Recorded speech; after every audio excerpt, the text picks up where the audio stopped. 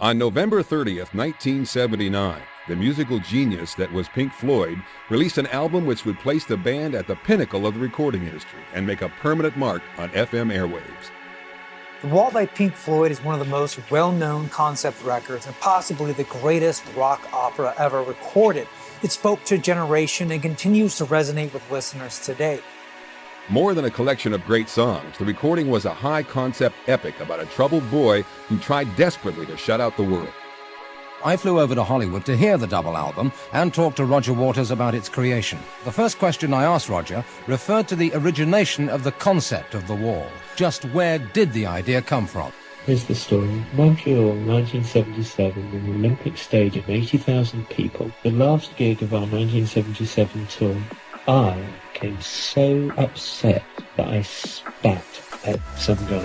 July 6, 1977, the legendary spitting incident. I love that story about how one night you got so angry on stage that you spit on somebody in the audience. And the idea became that you wanted to build a wall between yourself and the audience. Is that correct? It is. It is. To my eternal shame. Awful thing to do. And I was so disgusted with myself afterwards. I then went through a long period of soul searching. But out of that particular incident came the idea of actually doing a show and building a wall across the front of the stage to express my feelings of alienation. And I thought, well, this may all be very, very unhealthy, but what a great idea. For many, it's their favorite Floyd album, but it's one that came at the terrible cost of tearing the band apart. On today's program, what it took to build the wall. Oh, for f***'s sake, stop letting off fireworks and shouting and screaming. I'm trying to sing a song.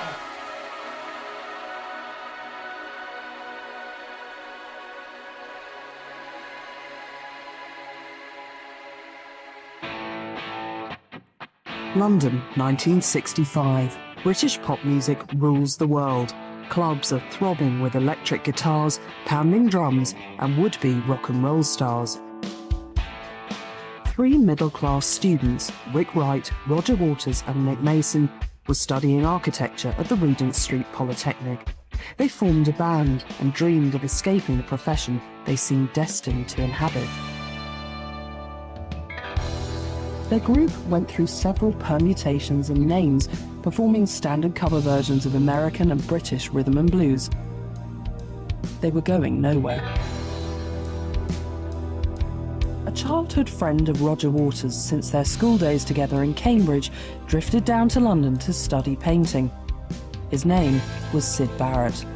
He renamed the band and promptly became its frontman. Now simply called Pink Floyd, the band found itself at the epicenter of London's underground explosion, playing a unique mix of original melodic pop and freak-out music at clubs such as UFO and Middle-earth. Overnight, they became the house band of the underground movement, taking their audiences on a trip. One of the things that sets them apart is so many other bands are based around blues. That they had this avant-garde approach to their long instrumental passages. But they always started from a brilliant pop song by Syd. Barrett was a highly original writer and musician.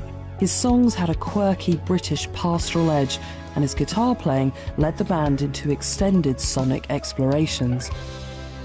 Tinkling and bashing and scraping and making the instruments make whatever noises they would. You know, and then after we'd been doing that for like 10 minutes or something, we go, all right, back in and play the riff twice more, and that was the end of it.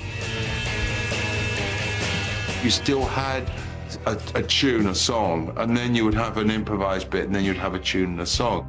It was radical. It was, and it was very radical. Barrett invited an old friend and musician from Cambridge to come to the recording sessions. Guitarist and singer David Gilmour was shocked by what he found. In the flesh, he was a little bit strange and glazed eyes, and quite alarming to see him like that. I didn't know how alarming or how alarmed I should be, or how permanent that sort of thing was, or whether that was just a moment. You see, you don't really think about it. Barrett was becoming increasingly erratic. He was taking too many drugs and didn't like the limelight. When his song See Emily Play climbed into the top 10, the cracks began to appear. The Floyd was losing not only its leader, but also the writer responsible for much of its original material and hit singles. Convinced that he took a huge overdose of acid and destroyed his brain cells. He went to see Ronnie Lang and he said, there's nothing we can do for him. You know, physically, the brain is actually being destroyed. No amount of English reserve could mask the fact that Barrett was now an acid casualty, virtually unable to perform. Brian Morrison, who was a Barrett boy, said, the name's Pink Floyd. As long as we put out the Pink Floyd, no one's going to know the difference. By the way, which one of you is sick? It was Barrett's old Cambridge friend, David Gilmour, who was asked by the band to join Pink Floyd. Roger had by this time become the lyricist, and it really was kind of teamwork then, because David and me will write some music, and Roger say, okay, I'm going to go home and write some lyrics for this and come back tomorrow. You know, that was how the writing was working then. It really worked and gelled, and you started thinking, yeah, I'm beginning to get what we're on about here. With the releases of The Dark Side of the Moon, Wish You Were Here, and Animals, Pink Floyd cemented themselves as one of the biggest bands in the world, commanding sold-out live tours all around the world. From special effect lighting, state-of-the-art speaker systems, pyrotechnics, and projections, their live shows in the early to mid-70s were like nothing any other band were doing. These shows were a million miles away from Pink Floyd's underground home base, where the band, like its audience, was lost in the light show.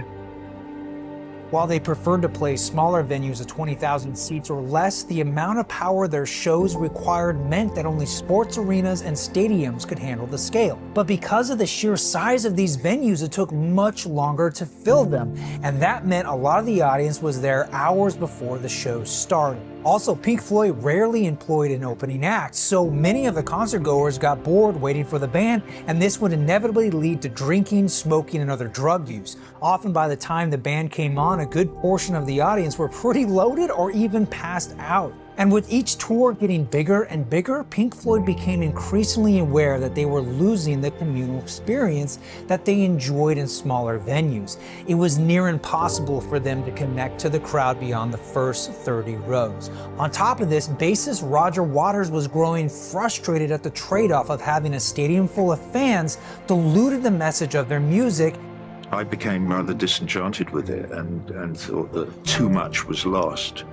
You know, what was gained from having a large congregation of people, you know, communing together, which is what a stadium at its best is, was being lost in a sort of watering down of the way the message got across to the audience.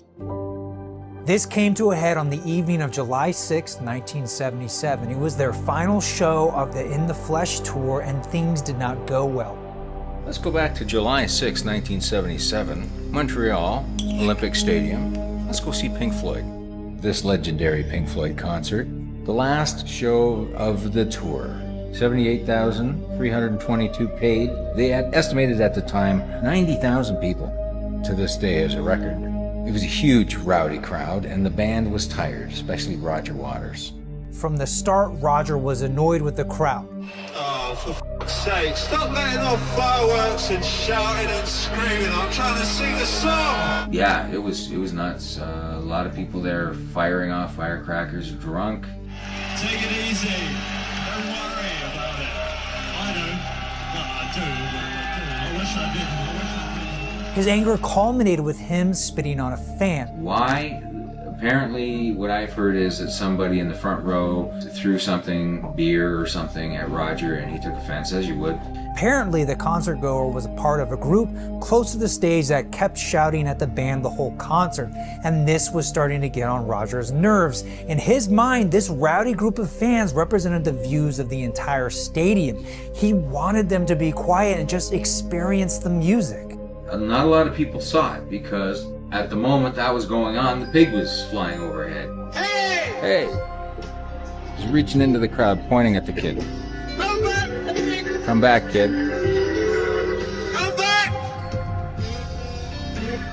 is forgiven! All is forgiven.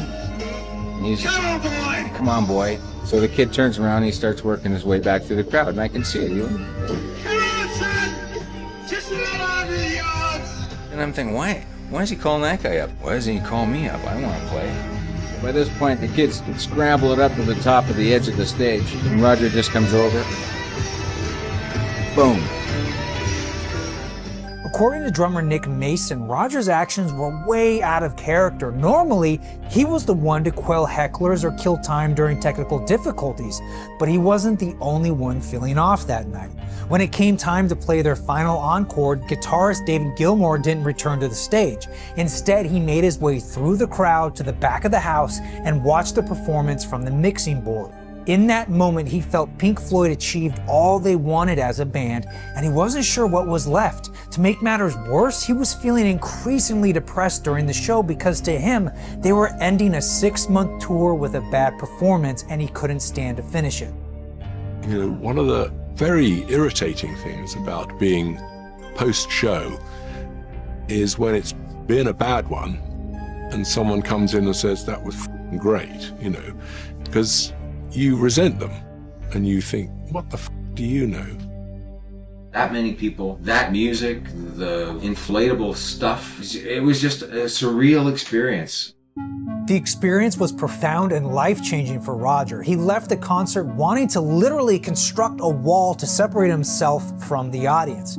Waters' personal response to the animals incident and the dead end of stadium experience was to make physical and mental barriers and his sense of alienation the subject of the Floyd's next project.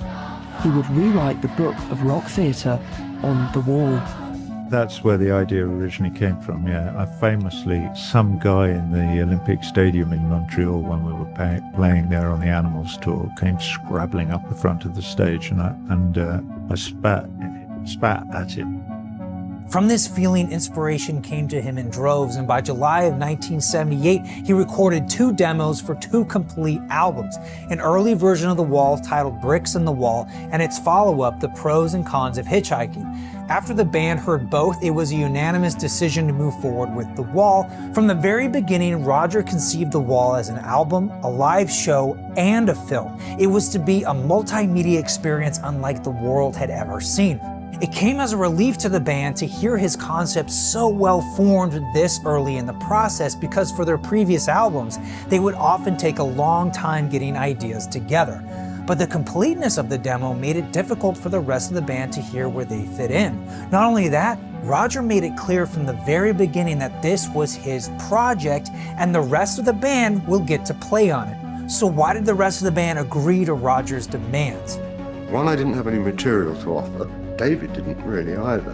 And Roger had begun to think, well, I'm the writer of this band, and I don't want anyone else to write. Formal recording began at the Britannia Rose studio in the fall of 1978 with James Guthrie as recording engineer and co-producer. In the beginning, things went smoothly, but as the sessions wore on, cracks began to form between Roger and the rest of the band. Roger was always a bit of a bully in the group, but now his ego was getting the better of him. By September, recording moved to Los Angeles, where most of the sound effects were captured, as well as where the final mix took place. And just like that, in little over a year, with roughly 4 to 6 months logged in the studio and nearly $700,000 spent, they finished the album. The Wall was released on the 30th of November in the UK, and by the time the album came out in America, Another Brick in the Wall Part 2 became a surprise #1 hit single. The record spawned 3 more radio singles, Comfortably Numb, Run Like Hell, and Hey You. The album wasn't initially a hit with the critics, but commercially it did incredibly well, with over 1 million copies sold in the first 2 months. It would go on to be Pink Floyd's second best-selling record just after The Dark Side of the Moon. Now the indisputable leader of the band, Waters, frustrated by a lack of support, sacked one of its co-founding original members, keyboard player Rick Wright. Our personal relationship broke down completely by The Wall. That's when I left. But interesting thing is, when I was asked to leave, I said, I will, but I want to finish this and I want to play live. I want to play the performances, and Roger was totally happy for me to play. I think it was a personality clash, a lot to do with it. And his belief that he was the band. When I was that very young guy in that band all those years ago, I would stand in the corner and smoke cigarettes endlessly and sort of snarl. I'm not as reactionary in the literal sense of the word as I was when I was a young man. I don't immediately feel I've got to, hurt you before you hurt me. I confess I'm way, way less critical and more relaxed now than I was in those days. Get away. In 2005, 4 distinguished rock musicians performed together for the first time in 25 years at Live 8. For a precious 20 minutes, they were all, once again, the legendary Pink Floyd, a band that has spanned 40 years, pioneering everything from underground rock to the stadium extravaganza. A band that has survived tragedy, shunned celebrity, and wrestled publicly with both its success and its audience. I'm now entirely enamoured of working in the River Plate Stadium or in Quebec in front of 70,000 people. And that maybe has to do with a change in my personality, in that I enjoy performing hugely now, and I feel a serious and real connection with my audience that is extremely gratifying, even if it's in a big place. There is a lot of love all over Canada. You're actually a very loving country. That's one of the reasons I love coming here.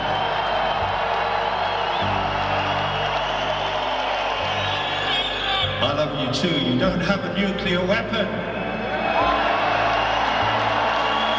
You have a health service. This stuff doesn't grow on trees. These are achievements. Thank you again for coming.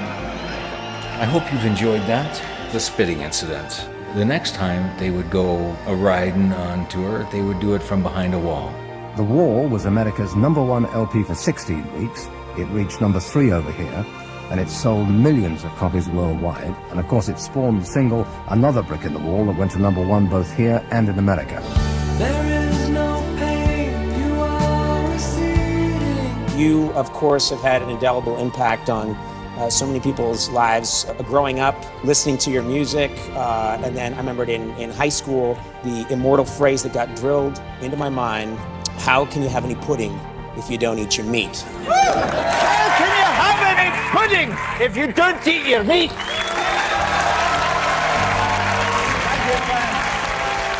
Well, that is the story of how Pink Floyd built the Wall, and to think all this creativity was sparked from Roger spitting on a fan. Why did you spit on a member of the audience? Because he was climbing on the front of the fucking stage!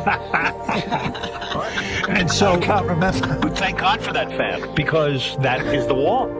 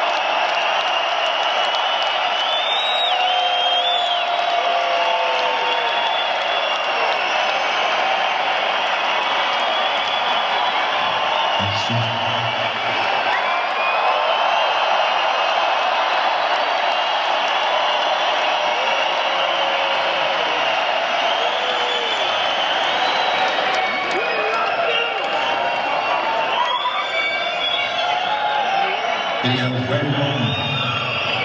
beaucoup d'amour dans cette... What is this? It's a room. What salon? Cette salon? C'est le salon. Oui. Cette salon-là. Vraiment beaucoup d'amour. Merci beaucoup.